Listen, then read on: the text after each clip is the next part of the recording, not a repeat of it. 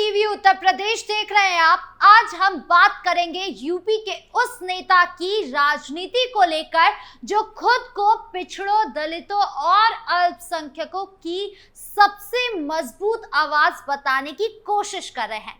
लेकिन सवाल ये है कि क्या उनकी पीडीए राजनीति अब खुद उनके लिए उलझन बन गई है। हम बात कर रहे हैं समाजवादी पार्टी के अध्यक्ष अखिलेश यादव की, जिनकी सियासी नैया अब दो पार्टियों के बीच फंसी नजर आ रही है।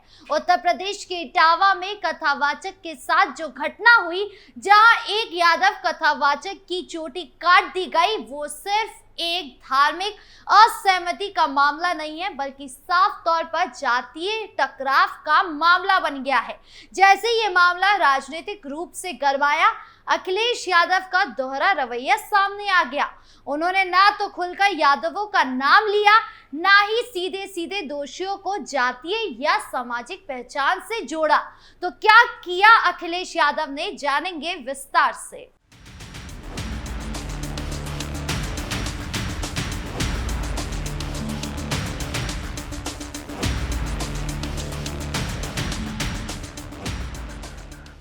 सबसे पहले अखिलेश यादव का ये वीडियो देखिए, जिसमें अखिलेश यादव कथावाचक कांड को लेकर बड़ी बात कह रहे हैं। हमारे इटावा कथावाचन पीढ़ी अपमान कांड उन्हीं कुछ प्रभुत्ववादी और वर्चस्ववादी की वजह से घटित हुआ है। अगर पीढ़ी समाज के इन लोगों को इतना ही परहेज है तो घोषित कर दें कि परंपरागत रूप से कथा कहने वाले वर्चस्ववादी पीडीए समाज द्वारा दिया गया चढ़ावा, चंदा, दान, दक्षिणा कभी स्वीकार नहीं करेंगे। सपा प्रमुख अखिलेश यादव के इस बयान में आपने कहीं भी यादव का नाम नहीं सुना होगा। गलत तो यादव कथावाचक के साथ हुआ है, तो फिर अखिलेश यादव पिछड़ा समाज क्यों कह रहे हैं? वो सीधा सीधा यादव समाज के साथ अन्याय हुआ है ऐसा क्यों नहीं कहते? क्योंकि पूरे वीडियो में अखिलेश यादव ने प्रभुत्ववादी ताकतों जैसे शब्दों का इस्तेमाल करते हुए हर वर्ग को साधने की कोशिश की है। अखिलेश यादव ये साफ दिखाना चाहते हैं कि जाति के नाम पर अन्याय सब एक तरफ, पीडीए फॉर्मूले की रणनीति एक तरफ। दरअसल अखिलेश यादव की रणनीति साफ है कि वो दलितों और पिछड़ों को एक साथ लाकर एक नया सामाजिक समीकरण बनाना चाहते हैं, जिससे बहुजन समाज पार्टी के आधार वोट बैंक में सेंध लगाई जा सके। लेकिन साथ ही वो ब्राह्मणों को नाराज भी नहीं करना चाहते, खासकर पूर्वांचल जैसे इलाके में जहां ब्राह्मण प्रभावी भूमिका निभाते हैं। यही वजह है कि वो शब्दों का चयन बड़ी सावधानी से कर रहे हैं, ताकि किसी एक वर्ग में नाराजगी ना पैदा हो। अखिलेश यादव चाहते तो बार बार यादव समाज का नाम ले सकते थे, लेकिन क्योंकि ब्राह्मण समाज भी अखिलेश यादव के लिए बहुत जरूरी है, इसीलिए अखिलेश यादव अब कोई गलती नहीं करना चाहते। हमने इससे पहले भी देखा था कि अखिलेश यादव ने किस तरह यूपी के डिप्टी सीएम ब्रजेश पाठक के डीएनए को लेकर टिप्पणी की थी, जो ब्राह्मण समाज से आते हैं। अखिलेश यादव के अभद्र टिप्पणी करने से पहले ही ब्राह्मण समाज नाराज है, और अगर अब अखिलेश यादव ने ब्राह्मण समाज के खिलाफ कोई भी कदम चला या उनके खिलाफ बयान दिया, तो उनका खामियाजा सपा को चुनाव में भुगतना पड़ सकता है। एक तीर से तीन निशाने। सपा प्रमुख अखिलेश यादव को भले ही योगी सरकार घेरती हो, लेकिन अखिलेश यादव की इस चाल को अच्छा नहीं समझ पाया होगा, जो हम आपको बता रहे हैं। सबसे पहले इटावा कथावाचक कांड में यादव कथावाचक को प्रेस कॉन्फ्रेंस में बुलाकर अखिलेश यादव ने यादव समाज को साधने की पूरी कोशिश की। उन्होंने उन कथावाचकों से भजन सुना और लोगों को बताया कि इनके साथ गलत हुआ है। यहां तक कि अखिलेश यादव एंड कंपनी ने प्रेस कॉन्फ्रेंस के दौरान ही ये ऐलान किया कि वो इन कथावाचकों को 21,000 रुपए अभी दे रहे हैं, बाकी 51,000 रुपए बाद में देंगे।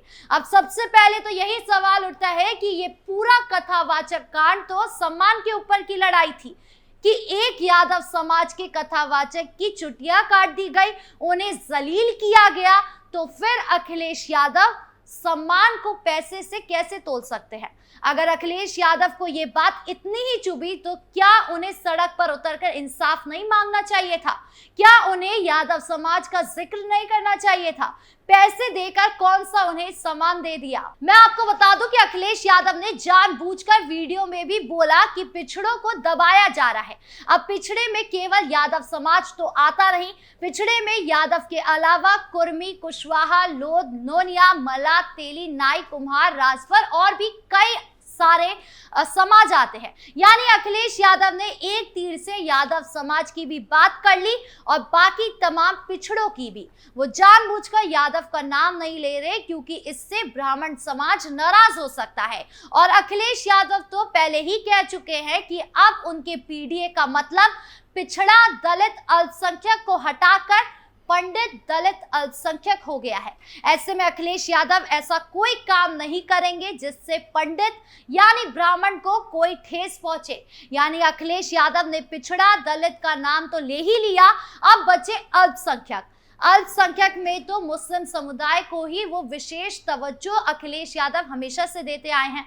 उनको मुस्लिम वोट इतना पसंद है कि लाल टोपी छोड़कर सफेद टोपी पहन लेते हैं, इफ्तार पार्टी में शामिल हो जाते हैं, औरंगजेब का जिक्र कर लेते हैं, आजम खान के पीछे पड़ जाते हैं और वक्फ संशोधन का विरोध करते हैं। यानी अखिलेश यादव एक तीर से तीन निशाने मारने की कोशिश कर रहे हैं। लेकिन मैं आपको बता दूं, अखिलेश यादव की ये रणनीति बिल्कुल भी उनका साथ नहीं देने वाली है, क्योंकि अखिलेश यादव ने यादव समाज का नाम ना लेकर यादव समाज को तो नाराज किया है, ब्राह्मण तो पहले से नाराज था ही और इस कथावाचक कांड के बाद और नाराज हो गया है। और रही बात मुस्लिम वोट की, तो वो भी अखिलेश यादव से छिटकता नजर आ रहा है, क्योंकि अखिलेश यादव की पार्टी ने अपनी रणनीति कंफ्यूजिव बना ली है।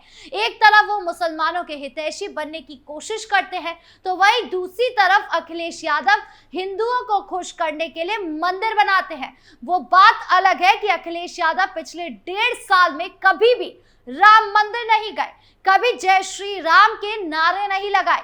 यही सब देखकर अब मुस्लिम और हिंदू समुदाय भी समझने लगे हैं कि अखिलेश यादव दो नाव पर सवार होने की कोशिश कर रहे हैं, लेकिन उनका ये दोहरा रवैया काम नहीं आने वाला है। उन्हें आगामी यूपी चुनाव में इसका बुरा हाल भी देखना पड़ सकता है। हालांकि अखिलेश यादव का कुछ और कहना है। अखिलेश यादव ने अपनी रणनीति लोगों के सामने जो रखी है, उन्हें गुमराह करने के लिए, वो आपको बता दें, दरअसल सपा ने उन 108 विधानसभा सीटों को चिन्हित किया है जहां पार्टी का प्रदर्शन कमजोर रहा है। इसमें मध्य यूपी की इलाहाबाद पश्चिम, लखनऊ कैंट, पूर्वी यूपी की बस्ती और देवरिया, पश्चिमी यूपी में नोएडा जैसी सीटें शामिल है। इसके अलावा फिरोजाबाद जिले की फिरोजाबाद शहर और टुंडला सीटें जो सपा का गढ़ मानी जाती है भी इस सूची में है। फिरोजाबाद से सपा सांसद अक्षय यादव के प्रभाव के बावजूद इन सीटों पर हार ने पार्टी को रणनीति में बदलाव के लिए मजबूर किया है। सपा प्रवक्ता सुधीर पनवार ने कहा कि लोकसभा चुनाव 2024 में सपा ने 37 सीटें जीतकर साबित किया था कि हमारा पीडीए यानी पिछड़ा, दलित, अल्पसंख्यक फॉर्मूला सफल रहा। अब 2027 के लिए हमारी रणनीति इन कमजोर सीटों पर संगठन को मजबूत करने और स्थानीय मुद्दे को उठाने की है।